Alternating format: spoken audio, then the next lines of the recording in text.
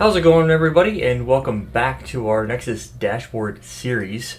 In this video, as you can see on your screen, I have a topology. Now, I haven't broken it out into like blocks of stuff, but the goal here with this is to demonstrate to you how a real-life deployment of Nexus dashboard or a controller-based VXLAN fabric could get deployed and then integrate with an existing environment. Whether or not you already have Nexus 9Ks or VXLAN capable devices rolled out, stuff like that. The goal that I have for this series is to help you understand the logic behind the configuration. So you'd be able to see the details and stuff like that. If you don't know how VXLAN works behind the scenes, like how the encapsulation works and all the different commands and things like that, don't worry. There's a couple different things that we can do about that. The first one is I plan on doing some technical deep dives into helping you understand that. I have to do that on a regular basis anyways with VXLAN, simply for the fact that there's a lot of customers that deploy it that don't really understand how the bigger picture works. The other one is I have a VXLAN series. If you look at the playlist tab on my channel, there is a VXLAN series that I put together a while back, and I walk you through all the manual configuration bits. So I explain all the individual pieces to it and stuff like that. What the Fabric controller benefits you doing versus you having to go through all the configuration guides and trying to read through all the bullet points and try to understand what every command does and where they all kind of fall into place, because there's a lot of moving parts within a VXLAN configuration template. But essentially, the Fabric controller puts it into a template with all the variables that you'll need. So, for example, if I'm looking at the running config of some Nexus switches, that I will be able to pick things out of their config and be like, oh, you deploy this with DCNM, Data Center Network Manager, the predecessor to Nexus Dashboard Fabric Controller, or NDFC. Stuff like that. So I'll see the remnants of the configuration. I'll be like, oh, okay, that's what you did. So my goal with you guys is to, I'm going to develop this over a period of time.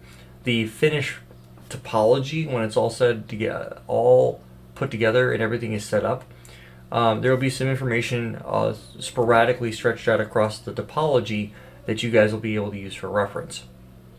Now, and the reason why I'm doing it the way that I'm doing it is to help you understand more of the architecture behind it. So I'll be walking you through the individual components and trying to help you understand the holistic view of what's going on. So one of the first things that we're going to need to do is the standing up of switches. So you'll notice that everyone there are a number of management clouds here, but not across everything. And that is because, unlike the CLI access, here I've got secure CRT, and I can start one of these devices, have secure CRT connect to it, and then I'll be able to get CLI console access. In most cases, that would be sufficient. In this case, it is not. So what we end up needing to do is we end up needing a way to go out of band. So I put that in quotes because some folks, not every customer is going to use the out-of-band management interface for management. So what will end up happening is anytime I'm working with a customer or I'm working on an environment where I need to deal with a controller, I always push for out-of-band management access. So I will tell them, you'll need to set up an environment, whether it's let's say it's a Catalyst switch that's got gigabit connectivity. You'll need to run connections from that switch, from your out-of-band management network, to each one of these Nexus switches on their Gig 0 interface. And what we'll end up doing is we will, depending on the number of switches, it depends on the size. On average, it's 4 to 6 for an average size fabric for most customers. But I do have some customers that have 24, 28, 30 switches in their fabrics, and then I have to obviously work with inside of those parameters. So what ends up happening is I end up taking I need from them, if this is we're going to do this as a greenfield deployment, I will find out from them, okay, I need a subnet that you're going to be using for your management network if it's going to be different than the rest of it. And the reason why I asked that question is because this will be not the same thing as you doing things like SNMP. If you wanted to have SolarWinds or Logic Monitor or whatever platform there might be out there for you to do monitoring with, that needs to be able to gain access to the device.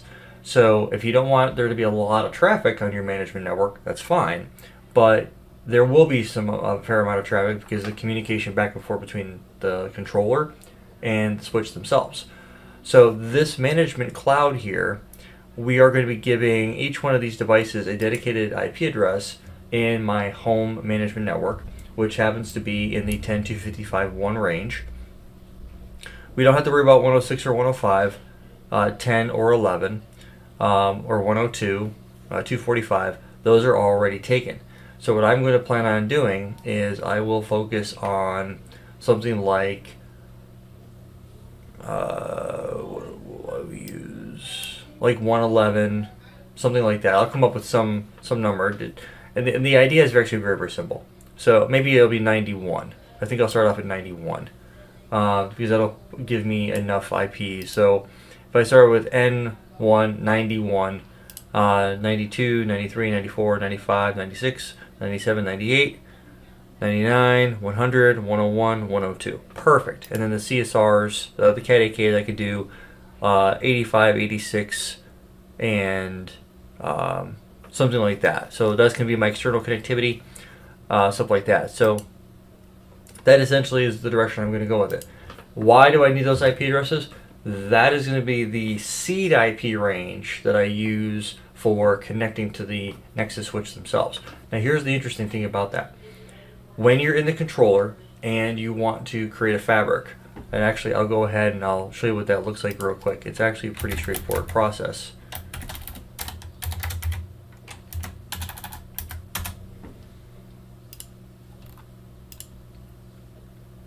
So I'm going to go ahead and log into Nexus Dashboard. We'll save the config. We'll say get started. Close this out. One view fabric controller. Now what I'll do is underneath here on LAN, I'll say fabrics. And then from here I'll say actions, create. And this one here I'll say is DC1. And then I need to choose a fabric. Now I'll go into how this stuff works at a later point in time. But if we talk about a straight up data center VXLAN fabric, then fabric for VXLAN EVPN deployment with Nexus 9K and 3000 switches. So I'm going to choose that one. We also have campus if you want to do Cat 9K, stuff like that, which essentially is the same thing as SD access, but you know, we're not really going to dive into that too much. So we're going to go ahead and click on that. Now, what will end up happening when we go through this, I'm going to go ahead and just give it the AS of 65001, and I'm going to go ahead and just click save for right now.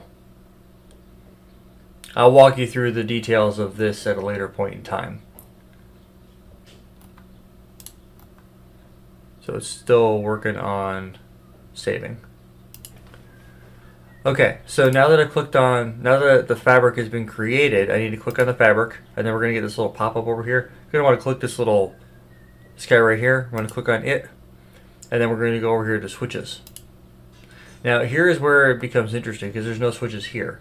So to add them, you're going to click on Actions, Add Switches, and right here is where I was trying to get to. You're going to put a seed IP. So I'll put in here like 10.255.1.91 through, let's say, 8. Because what do I have here? 8 switches? Yes.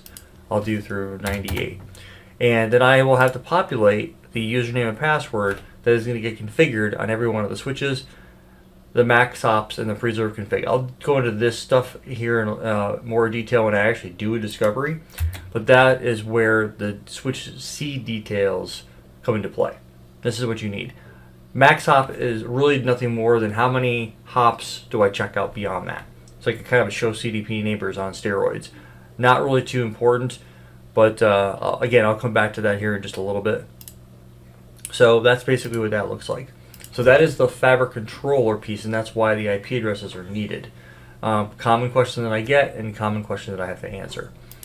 So what's the first step? The first step that we're going to go through and do is I'm going to walk you through the bootstrapping of a Nexus 9K. Even though I've done that before on the channel, I would like to make it as part of the deployment process because I have to walk customers through this anyway. So what I'm going to do is I'm actually going to right click here and go to Start on the switch. Let it boot up. It's going to get started. And then I'm going to go ahead and click on this guy. Oh, you know what? I made a mistake. Let me close and log out. And log back in as admin and my password, but I'm going to set the native console. Sign in. Save. Okay, go over here. Let's do dark mode. I'm going to click on this guy here, and then it's going to say, how do you want to open this up? Allow this site to open Telnet link with secure CRT application. Do that, click on open link, and then bada boom. Secure CRT pops up right away. Now what this is going to allow me to do is I'm going to be able to watch the boot up process. This usually takes about 10 minutes per box. So if you're on a small topology, not that big of a deal. What I'm going to do is I'm going to go ahead and get out of the way. I'm going to mute this so you guys can watch the spin up process. And I will show you how to go about doing all this. So the bootstrapping process is fairly simple. Now that'll be pretty much the extent of this video and what the minimums are. And then it'll be a repeating of the process of the details. It'll be going through the rest of the 8 switches, well the other 7, and booting them up, giving them an IP address that the Nexus dashboard can reach out to and communicate with, and then going from there. This still will take some time, so just be patient if you're going through it. So I'm going to go ahead and mute just so that we can see the process unfold before our very eyes like a magic trick. Ooh. So there we go. I'm going to go ahead and get out of the way. I'm going to mute, and I will bring you guys back in once we have everything configured, or once things are ready to get configured.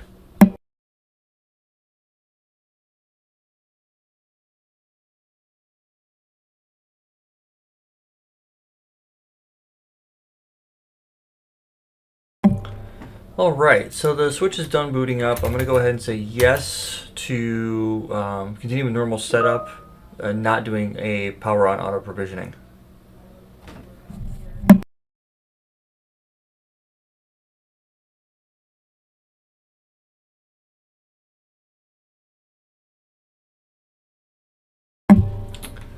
So the first thing we have to do is we're not going to set a secure password, so no long passwords or anything like that.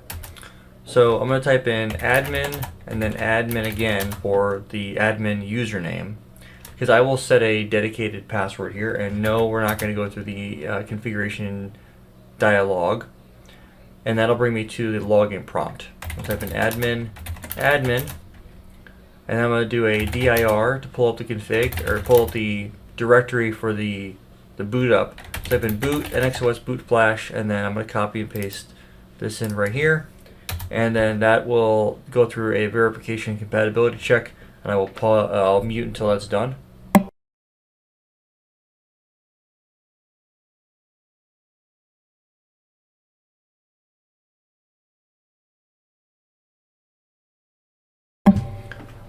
Okay, now that that part's been done, I'm going to set the host name here to be N1, and then we're going to do CLI alias name is going to be write copy run start.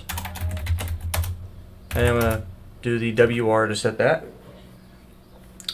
Once that's finished, I'm going to go ahead and we're going to set the IP address. So I'm going to have interface management 0. IP address here will be 10.255.1.91/24. Show IP interface brief VRF management. So I don't need to set any configuration there. So now that I've applied an IP address, I'll be able to type in the username is going to be NDFC, with the password being password, and the role of network admin. That's what you need to put in there, and then I'm going to save that config. Now with that being done, that is essentially all you need to do. Then the bootstrapping of the switch is complete. So then, now it's just a waiting game of going around and playing Ring Around the Posy and booting up all the switches that you need and giving them an IP address. And then once that is complete, then we can circle back, and we'll be able to log into the Fabric controller and bring the switches online. So I'm not going to go any further than that because that's the initial piece that you need to have. So with that being said, that's pretty much everything I'm going to cover. So if you have any questions, drop a comment below, but for the most part, that's the basics for what you need to have. So I use NDFC because it makes sense to do so. When I was doing DCNM, it was DCNM. You can use whatever you like, as long as it meets the authentication requirements of the controller. With that being said, please like, share, and subscribe. I'll catch all of you guys in the next video. Have a good one, everybody.